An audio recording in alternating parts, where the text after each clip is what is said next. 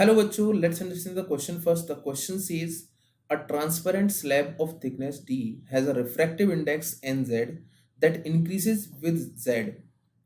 Here, Z is the vertical distance inside the slab measured from the top.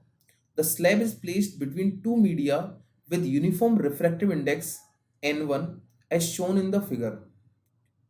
Sorry, ये N1 है which is greater than N2 as shown in the figure. A ray of light is incident with angle theta I, this is theta I, from medium 1 and emerges in medium 2 with refraction angle theta f. तो ये theta f है यहाँ पर इस तरह से with the lateral displacement L. तो यहाँ पर displacement दे रखा है इसने L दे रखा है इस तरह से, ठीक है।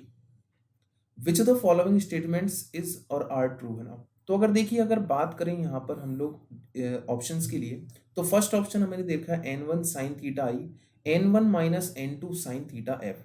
तो देखो सबसे पहली बात तो यहाँ पर अगर कोई भी स्लैब अपन ने रखी है तो लाइकवाइज अगर मान लीजिए मैं कोई स्लैब मान लेता हूँ, इसका रेफ्रेक्टनेस मैंने म्यू मान लिया है, एन मान लिया, तो फर्स्ट इंटरफेस के लिए अगर मैं लिखूंगा तो क्या लिखूंगा, फर्स्ट इंटरफेस के लिए तो हमने लिखा फर्स्ट इंटरफेस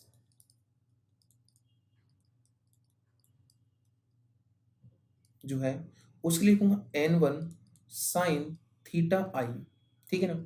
और यहां मैं लिख देता हूं एन साइन थीटा और इसको वन मान लेता हूं। यहां पर जो रिफ्रैक्शन हो रहा है उसके अकॉर्डिंग इस तरह से ये जो एंगल है मैंने मान लिया थीटा वन और ये एंगल मान लिया मैंने थीटा टू, ठीक है ना।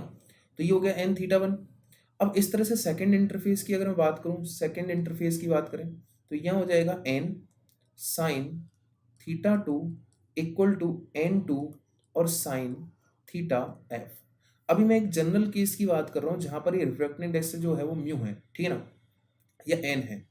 तो इसके अकॉर्डिंग अगर देखा है तो यहाँ पर ये वैल्यू जो है वो मेरे पास में क्या होगी, सेम सी होगी, क्योंकि थीटा वन और थीटा टू यहाँ पर क्या हो गए, सेम हो गए। Theta one is equal to theta two, क्योंकि ये पैरेलल है ना, तो इसमें ये कैंसिल हो जाएगा। तो इस पर डिपेंड किस पे कर रहा है, तो ये तो यहाँ पर हो गया n one sine theta one is equal to n sorry sine theta i n two sine theta f.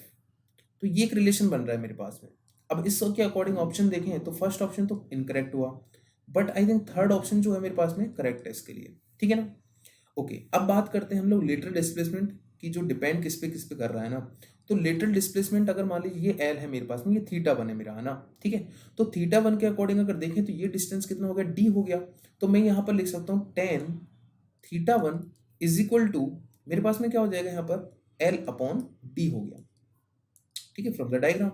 तो थीटा वन जो है वो किस पे डिपेंड कर रहा है भैया, एन पर डिपेंड करेगा एक तो, मतलब L is dependent on an Z. इसका मतलब ये आ गया मेरे पास में, है ना, ठीक है। लेकिन ये एन टू पर डिपेंड नहीं कर रहा है, एन टू जो है उस पर तो डिपेंडेंसी है ही नहीं ना। तो थीटा वन जो है वो डिपेंड कर रहा है एन जेड पर, ठीक है ना, बट नॉट डिपेंडिंग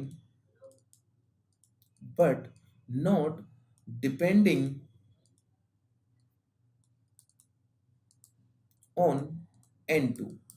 तो एन टू पर डिपेंड नहीं कर रहा है ये। तो ऑप्शन बी भी मेरे पास में क्या हो गया, इसका सही हो गया।